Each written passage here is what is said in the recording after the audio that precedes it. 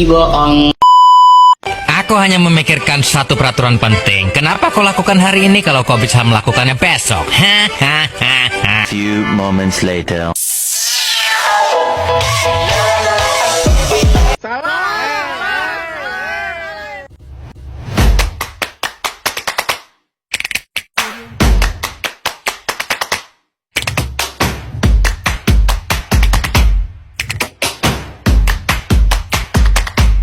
Assalamualaikum warahmatullahi wabarakatuh. Perkenalkan, nama saya Laila Purwohma, bisa dipanggil Kak Laila, kelas 12 IPA dari MA Mamtaul Falah. Apa kabarnya adik-adik? Ada yang tidak masuk? Masih semangat? Sebelum mulai pembelajaran, marilah kita awali dengan kalimat basmalah. Bismillahirrahmanirrahim. Yuk, bukunya dibuka, bab 3 halaman 41. Pengertian adab. Ada yang tahu apa itu adab? Ya, adab dalam bahasa Arab yang artinya budi pekerti, tata krama atau sopan santun.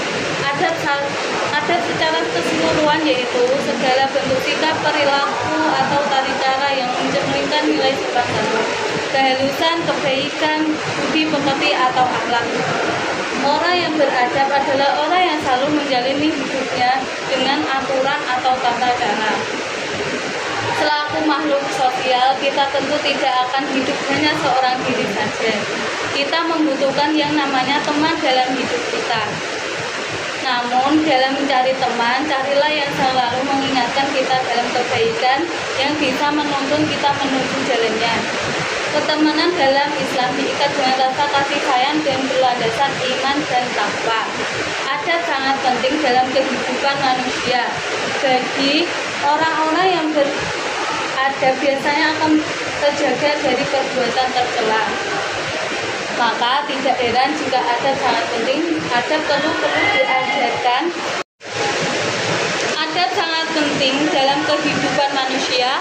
Bagi orang-orang yang memiliki adab biasanya akan terjaga dari perbuatan tercela. Maka tidak heran jika adab sangat penting. Adab tentu perlu diajarkan sedari kecil. Anak-anak yang sudah diberi bekal belajar mengenai adab akan tumbuh menjadi pribadi lebih baik dari teman-teman sebayanya. Fungsi adab merupakan salah satu bagian dari akhlak mulia yang kelak menuntut manusia untuk menjadi pribadi yang lebih baik dan bisa menempatkan diri pada tempat maupun waktu tertentu. Macam-macam fungsi. 1. Mampu bertanggung jawab atas kewajibannya. Manusia yang beradab adalah seorang manusia yang mampu bertanggung jawab pada hak maupun kewajiban yang dimilikinya. 2. Dapat menjadikan manusia yang beradab dan adil. Kelak para manusia yang beradab. 2. Dapat menjadikan manusia yang beradab dan adil. Kelak para manusia akan beradab, akan memiliki pribadi yang dapat berlaku adil sehingga nantinya bisa dijadikan sebagai seorang pemimpin. 3. Merasa dirinya jauh dari kata pandai. Manusia yang beradab juga biasanya akan terus belajar termasuk mau memperbaiki diri sehingga bisa menyempurnakan akhlaknya. 4. Adab menumbuhkan rasa cinta terhadap Allah. Adab juga menjadi salah satu hal yang bisa menumbuhkan rasa cinta bagi seorang terhadap Sang Penciptanya dan juga kepada sesama manusia. Orang yang beradab akan selalu membutuhkan Allah. 5. Menahan diri dari perbuatan keji. Dengan adanya adab, maka dapat mencegah manusia dalam melakukan perbuatan tercela atau keji.